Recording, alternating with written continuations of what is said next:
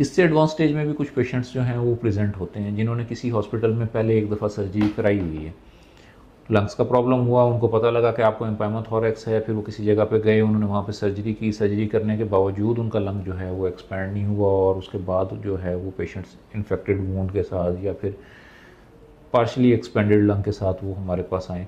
इस तरह के जो प्रोसीजर्स हैं ये बहुत चैलेंजिंग किस्म के केसेस होते हैं। अभी एक केस है हमारे साथ जिसको हमने रिसेंटली ऑपरेट किया और उसके बाद जो है उसका लंग जो है वो एक्सपैंड हुआ, ऑलरेडी उन्होंने सर्जरी जो है वो कराई हुई थी।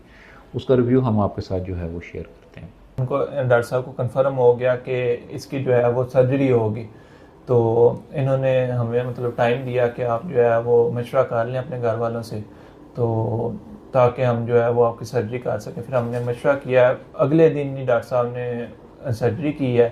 5-6 घंटे की सर्जरी हुई है और अल्हम्दुलिल्लाह तकरीबन 5-7 दिन मैं हॉस्पिटल में रहा हूँ और अल्हम्दुलिल्लाह ठीक हूँ, बिल्कुल किसी किस्म का मसला नहीं है। मेरे उससे पहले जब डॉक्टर साहब के पास आया हूँ उससे पहले मेरे लेफ़्ट साइड पे भी जो है वो निमोथोरैक्स हो गया था।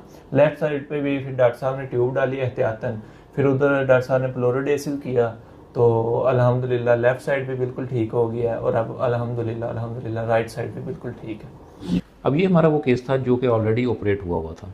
इनको लंग्स के अंदर जो है वो इन्फेक्शन हुई, ट्यूबरक्लोसिस का प्रॉब्लम हुआ और इनको जो है वो पस पड़ गई। स्ट्रेट फॉरवर्ड केस था, सिंपल वैट्स डिकॉर्टिकेशन का है, लेकिन किसी जगह पे गए गवर्नमेंट में, उन्होंने जो है इनका सर्जरी की, ओपन डिकॉर्टिकेशन की। अनफॉर्चुनेटली जो है पेशेंट जो है वो रिकवर नहीं हो सका, इसका लंग जो है दोबारा कोलैप्स हो गया और जहाँ से इंसिजन दिया था, जिस जगह से सर्जरी की गई थी, उस जगह से उसका इंसिजन जो है वो दोबारा ओपन हो गया और उसमें से भी जो है वो पस आनी शुरू हो गई। फिर ये पेशेंट हमारे पास आया आफ्टर सर्जरी। हमने इसको देखा तो ये काफ़ी वीक था। हमने थोड़ा सा इसको बिल्ड किया, बिल्ड करने के बाद इसको जब नॉर्मल पैरामीटर्स इसके गेन हुए तो उसके बाद दोबारा हमने इसकी रीडू सर्जरी की, जहाँ से इसका लंग जो है वो डैमेज था उसको रिपेयर किया और उसके बाद जो है इसका लंग जो है वो कंप्लीट रिजोल्यूशन की तरफ जो है वो आया। और इस पेशेंट को इवेंट्स जो स्टार्ट हुए थे वो हुए प्राइमरी स्पॉन्टेनियस नीमोथोरैक्स से थे। पेशेंट जो है वो प्राइमरी स्पॉन्टेनियस नीमोथोरैक्स का था। सिंपल जो है वो इसकी वैट सर्जरी जो है वो इंडिकेटेड थी, लेकिन ये है कि जब इन्होंने ट्रीटमेंट ऑप्ट किया, ट्रीटमेंट ऑप्ट के दौरान जो है इनको ट्यूब डालने के बाद जो है वो एम्पाइमा डेवलप हो गया। फिर उधर से जो है कुछ मज़ीद इन्फेक्शन इंट्रोड्यूस हो गई जो कि हॉस्पिटल एक्वायर्ड थी। उधर से कॉम्प्लिकेट होता होता ये पेशेंट इवेंचुअली फॉलोअप किया, इसकी डायग्नोसिस बनी कि इसको जो है वो ट्यूबरकुलस एम्पाइमा है।